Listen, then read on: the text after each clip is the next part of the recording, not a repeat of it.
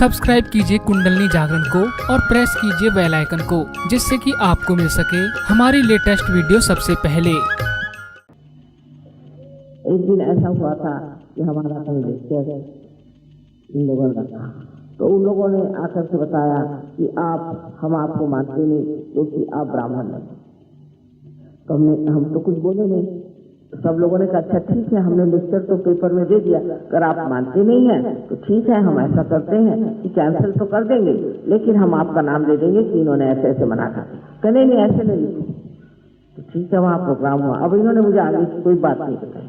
न जाने कैसे लेक्चर में बोलते बोलते मैंने कहा कि जो सोचते हैं जिन्होंने ब्रह्म तत्व को जाना है वो हमारे सामने आ जाए। तो 8-10 आदमी आके खड़े हो गए हमारे। मैंने कहा बैठे ही बैठे। बैठने के बाद मैंने कहा अच्छा आप लगे और हाथ करें, तो उनके हाथ लगे थरथराने। तो मैंने कहा देखिए आपके हाथ थरथरा रहा है। भाई कहने रोकिए रोकिए माँ, हम मान गए आप शक्ति हैं इसलिए हमारा हाथ थरथरा रहा है। मैंने कहा ये बात नहीं, औरों की नहीं थरथरा रहे। कहने नहीं इन लोगों को देखिए कैसे थरथरा रहे हैं। मैंने कहा जाके पूछिए लोग कौन है। तो उन लोगों ने बताया कि हम तो थाने के पागल खाने से आए हैं, क्योंकि थाने का एक पागल ठीक हो गया है तो डॉक्टर हमें वहां से ले आए, हम तो सर्टिफाइड पागल। तब इनके दिमाग में बात आई ये सर्टिफाइड पागल के भी हाथ हिल रहे और हमारे भी हाथ हिल रहे हैं, तो कोई ना कोई बात ऐसी है कि सबके बीच में एक चीज मालूम पड़ रही। तब फिर कहने लगे कि माँ ये चीज क्या है। मैंने कहा बेटे ये परम चैतन्य है जो तुम्हें भी हिला रहा है और उनको भी हिला रहा है, लेकिन तुम इसे प्राप्त करो। जब तुम ब्रह्म को जानोगे तभी तुम सोचना कि तुम द्विज हो गए, माने तुम्हारा फिर से जन्म। झूठ मूठ के अपने सर पे लेबर लगा लेने से आप कुछ नहीं होते, उससे कुछ प्रमाण नहीं मिलता। लेकिन जो साधु होता है, जो असली सद्गुरु होता है, उसके लिए प्रमाण की क्या जरूरत है।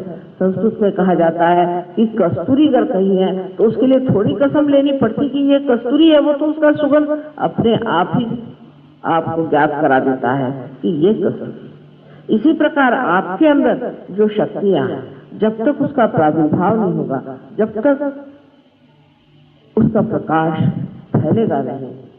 सिर्फ कहने से क्या आप विश्वास कर लेंगे, या कोई भी विश्वास कर लेगा कि आप बहुत बड़े आत्मा हैं, या आप बहुत बड़े धार्मिक हैं, या आप ऐसा कोई जीव है जो बहुत ही पूर्व जन्म के सुकृत के साथ इतना पुण्यवान आत्मा है।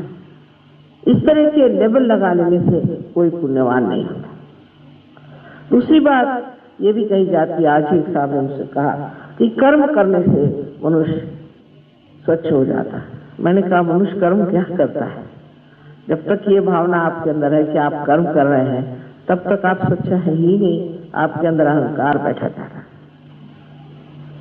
और वो अहंकार जो है वो आपको बता रहा है कि आप ये कर्म कर रहे हैं, आप वो कर्म कर रहे हैं। पर वास्तविक हम लोग कर्म क्या करते हैं?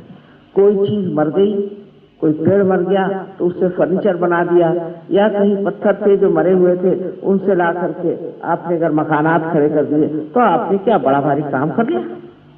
मरे से मरा किया, आपने कोई जिंदा काम किया है?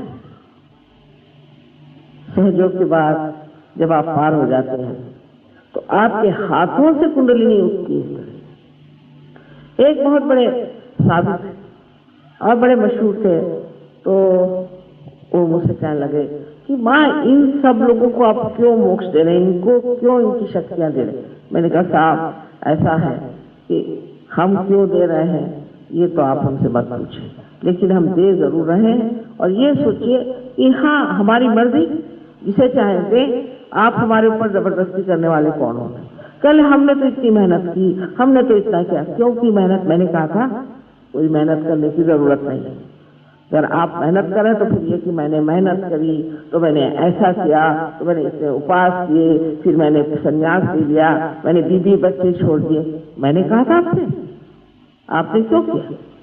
अगर आप ये सब चीज न करते तो भी आप आत्म साक्षात्कार को प्राप्त होते। यही बात है कि हम कुछ भी नहीं कर सकते। ये जीवंत क्रिया है, या अपने आप घटित होती है, और हर मानव का ये जन्म सिद्ध अधिकार है कि वो इस योग को प्राप्त करे। भगवान ने आपको मनुष्य किस लिए बनाया? आधा अधूरा छोड़ देने के लिए, इस अज्ञान में गोते लगाने के लिए? ऐसा तो नहीं हो सकता। वो तो परमात्मा परम दयालु कृपावान है, वो क्या आपको इस तरह से छोड़ देंगे? बहुत से लोग सोचते हैं कि अब सारा संसार नष्ट होने वाला है। अरे जिसने ये संसार बनाया वो इतना बलिष्ठ और समर्थ है, वो क्या इस संसार को नष्ट होने देगा? कभी भी नहीं। और इसलिए जान लीजिए कि आप लोगों में से ही वो बलिष्ठ लोग तैयार होंगे जो सारे संसार को बदल सकते हैं और सारी दुनिया में आनंद ला सकते हैं। आज खूब देर हो गई है, इसलिए मैं चाहती हूँ कि बहुत बड़ा लेक्चर न दे, पर मैंने सोचा है कि 16 तारीख को फिर से नोएडा में मैं आऊंगी और इतनी देर में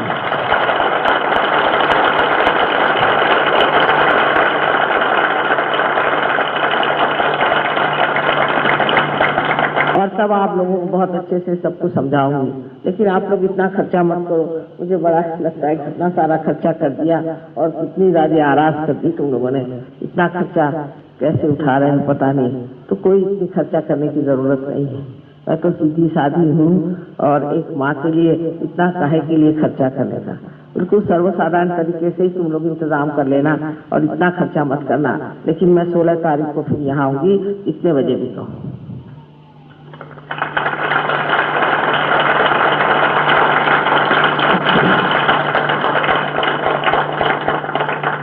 अब देर बहुत हो गई है, आप लोग भी इतने देर से इंतजार कर रहे थे। हालांकि मैं चाहती कि आप लोग मुझे सवाल पूछें और मैं उसका जवाब दूं, लेकिन ये हो सकता है कि आप लोग सवाल लिख लें और 16 तारीख को मैं आपके सब सवालों का जवाब दे दूं। दूसरी बात ये भी है कि ये जैसे यहाँ इतने सारे आपने लाइट्स लगाए हैं और अगर कोई पूछे कि भाई इन लाइट्स को इस तरह से जलाना है तो कहेंगे एक स्विच है उसे जला दीजिए, लाइट हो जाएगी। इसी प्रकार आपके अंदर भी पूर्ण व्यवस्था हो गई। परमात्मा के यहाँ भी नोएडा वाले लोग रहते हैं, उन्होंने बहुत सुंदर सारी व्यवस्था आपके अंदर कर रखी है व्यवस्थित रूप से, और बस एक स्विच लगाने की बात है कि वो सब हो जाएगा। अब अगर कोई नोएडा वाले यहाँ से बताए कि कहाँ से बिजली लाए, कहाँ से ये ले आए, वहां से वो लाए, ये बिजली का इतिहास क्या है, तो सरदर्द हो जाएगा।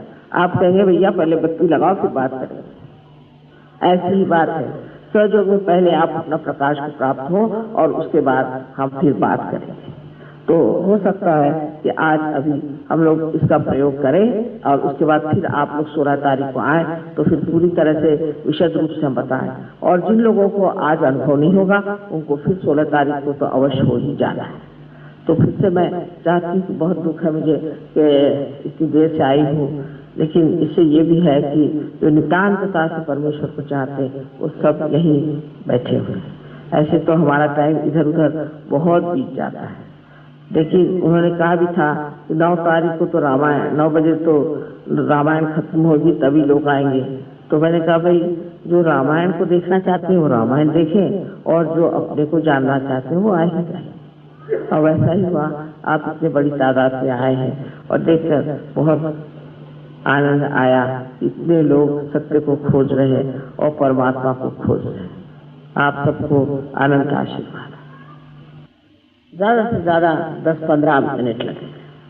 जब आपने इतनी सबूरी दिखाई है तो 10-15 मिनट और आप लोग आराम से बैठे। बहुत सादी सरल बात है, उसमें कोई मेहनत करने की जरूरत नहीं, सर के बल खड़े होने की।